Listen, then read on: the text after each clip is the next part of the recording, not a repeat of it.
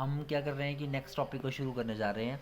Topic का नाम है motion of charge particle in uniform magnetic field. याद रखना कि चार्ज पार्टिकल मूव कर रहा है और मैग्नेटिक फील्ड कैसी है, यूनिफॉर्म है। ठीक है, अब हम डिस्कशन करते हैं। याद करिए एक आर्टिकल कराया था, ये आपको uniform magnetic of field of lines ली थी। उसके बाद मैंने क्या किया था कि कंपोनेंट में रिजॉल्व किया था।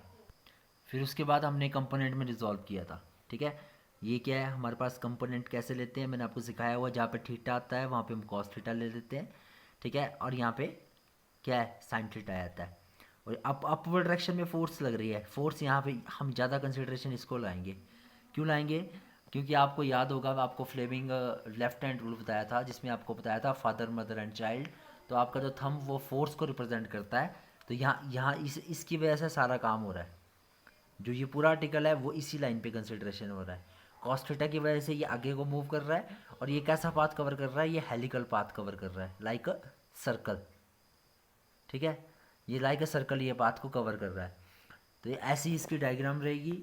तो मैं क्या करता हूँ, नेमिंग कर देता हूँ। मैं इसको V1 देता हूँ, V1 is equal to V cos theta by resolving the component.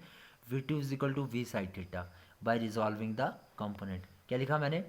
Let a charge particle having a charge q is thrown in a uniform magnetic field B with a velocity at angle theta and magnetic field। ठीक है, ये diagram simple diagram है। अब इसको resolving v into two component, v cos theta and v sin theta. ठीक है, अब मैंने क्या करना है, अब आप देख रहे हो कि ये सारे ये लाइक सर्कल बन रहे हैं। तो मुझे सबसे पहले इसका रेडियस निकालना है। सर्कल समझने से पहले मैं एक सर्कल ड्रॉ कर दिया यहाँ पे। अगर ये घूमेगा तो इसकी डायरेक्शन कैसे आएगी, ऐसे आएगी या ऐसे आएगी या ऐसे आएगी, ये क्योंकि ये घूम रहा है। तो मुझे इसका रेडियस निकालना है। ठीक है, तो याद रहे कब जब भी कोई चीज़ घूमती है तो वहाँ पे एक फोर्स लगती है। आप बता सकते हो बच्चों को कौन सी फोर्स होती है? अगर आप उस फोर्स का नाम याद करते हो तो उसका नाम होता है सेंट्रीपिटल फोर्स। याद आया होगा आपको। एक नेसेसरी सेंट्रीपिटल फोर्स होती है, जिसमें क्या बोलते हैं, किसी भी चीज़ को जब कोई घूमती है तो ठीक है, वहाँ पे नेसेसरी सेंटीमीटर फोर्स हमें चाहिए होती है। अब ये मैं एक पॉइंट लिख रहा हूँ, F is equal to Q B B sine theta. अब ये कहाँ से आया? हमने प्रूव किया था लॉरेंस फोर्स के टाइम पे। ठीक है, एक मैंने ये भी आपको प्रूव करके दिया हुआ, F is equal to B I L sine theta. हमने इसकी कंसिडरेशन क्यों नहीं की ली? ये हम तब कंसिडरेशन में लाते हैं जब किसी कंडक्टर की लेंथ दी हो। तो हम क्या फॉर्मूला इस्तेमाल करते हैं, F is equal to B I L sine theta. अब मैं क्या कंसिडर कर रहा हूँ, F is equal to Q B V sine theta. ठीक है, ये कहाँ से आया? बाई लॉरेंस फोर्स के कंसेप्ट से। मैं क्या करता हूँ, मैं यहाँ पे देख रहा हूँ कि वी टू की वैल्यू क्या है, वी साइन थीटा। तो मैं क्या करता हूँ, वी साइन थीटा को वी टू मान लेता हूँ। ध्यान देंगे आप। तो क्या क्वेश्चन बन गई, F is equal to Q V V two. अब भाई हमें जो रेडियस निकालना है सर्कुलर पाथ का। तो मैं क्या करता हूँ, मैंने जैसे बात की कि एक नेसेसरी सेंट्रीपिटल फोर्स चाहिए। तो नेसेसरी सेंट्रीपिटल फोर्स का फॉर्मूला क्या होता है, F is equal to M V square upon R. मैंने आपको बार बार कराया गया है रिलेशन ये, F is equal to M V square R. मैं पुट कर देता हूँ, लिख देता हूँ। अब फोर्स इसकी वजह से लग रही है, फोर्स वी टू की वजह से फोर्स लग रही है। तो मैं यहाँ पे वी टू लिख देता हूँ, F is equal to M V two square upon are.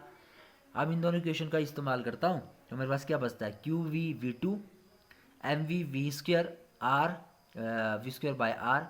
तो यहाँ से एक वी टू से एक वी टू कैंसिल आउट हो जाता है। तो क्या बचा, Q B M V two upon R, ये बचता है मेरे पास। ठीक है, तो यहाँ से मैं आर की वैल्यू निकाल लेता हूँ। तो आर की वैल्यू क्या आती है मेरे पास, M V two upon Q B. ध्यान देंगे कैसे निकाली मैंने इस वैल्यू को, रीअरेंज किया है सिर्फ।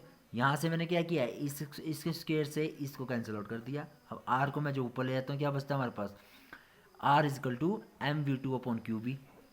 अब इस रिलेशन से हमारे पास क्या पता चलता है कि भाई R is a directly proportional to velocity.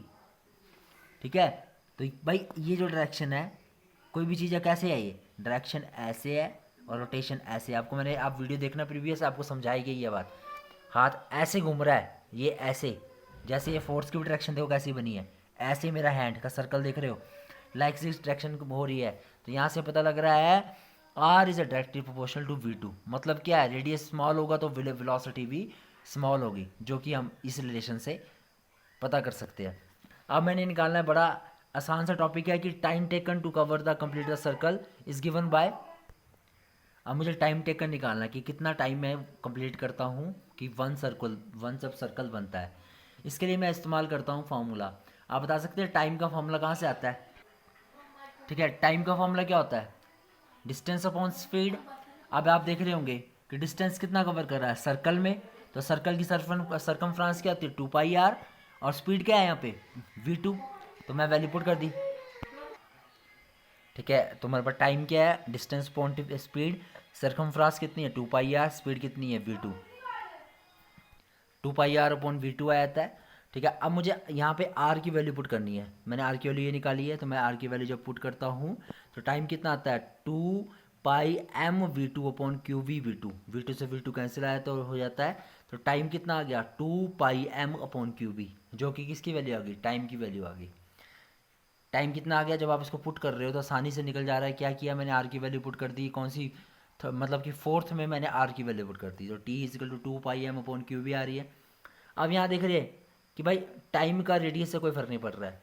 देखिए मैं एक सर्कल ड्रा करता हूँ, अगर इसका रेडियस स्मॉल है तब भी कोई फ़र्क नहीं पड़ रहा, अगर बड़ा रेडियस है तब भी कोई फ़र्क नहीं पड़ रहा है। मीन्स टू से टाइम टेकन जो है वन वन जो कंप्लीट सर्कल बनने में जो है वो कांस्टेंट रहता है। क्योंकि भाई आपको इस रिलेशन के अंदर आर तो कहीं दिखाई नहीं दे रहा कि T is equal to 2πm upon Q B. 2π constant है तो मास भी कांस्टेंट है, चार्ज भी कांस्टेंट है, तो क्या हुआ हमारे पास? मैग्नेटिक फील्ड भी कांस्टेंट है। तो हम लिख सकते हैं टाइम टेकन जो है यहाँ पे क्या है? कांस्टेंट है। और क्या है वो? इंडिपेंडेंट ऑफ आर, और रेडियस से कांस्टेंट है। कोई फर्क नहीं पड़ता कि रेडियस छोटा है या बड़ा है। ठीक है, म्यू, ये वी नहीं है, ये म्यू है, याद रखें। Mu frequency reciprocal of time होती है। तो मैं कैसे लिख सकता हूँ? म्यू की वैल्यू क्या आ जाएगी? इसको रेसिप्रोकल कर देता हूँ और इक्वेशन नंबर इसको 5th मार्क कर देता हूँ। ठीक है, तो यहाँ से म्यू की वैल्यू आती है। अब इस सारी डिस्कशन से हमें पता कंक्लूड करते हैं कि b sine theta provide a circular motion.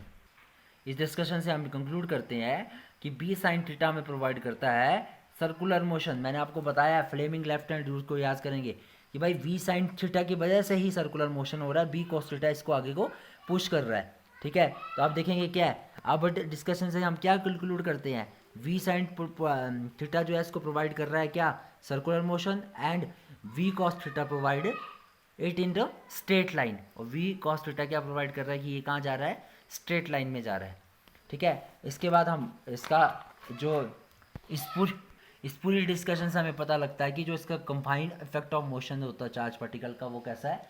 Helical path को कवर करता है। जो ये पूरा आर्टिकल जो कवर कर रहा है वो कैसा पाथ कवर कर रहा है? हेलिकल।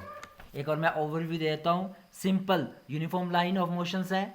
ठीक है, वेलोसिटी की डायरेक्शन इधर है, फोर्स की डायरेक्शन इधर है, यहाँ पे कॉस थीटा है। अब ये क्या हुआ? ये मैंने कंपोनेंट को इसको रिजॉल्व किया, उसके बाद मैंने क्या किया? इसकी वजह से हमारे पास क्या था? सर्कुलर पाथ बन रहा है और कॉस थीटा की वजह से आगे जा रहा है। पाथ कैसा है? हेलिकल पाथ है। ये कहाँ से आया? बाय लॉरेंस फोर्स से आया।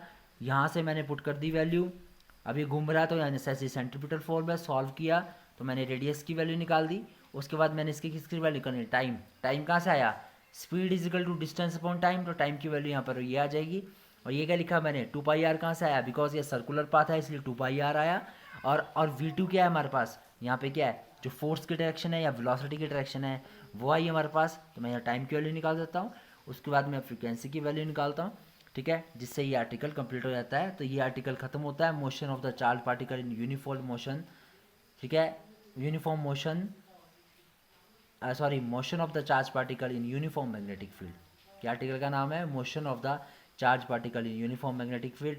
अच्छा आर्टिकल है बच्चों। इनकेस कोई डिस्क्रिपेंसी तो मुझे कॉन्टैक्ट करिए। Thank you, have a nice day.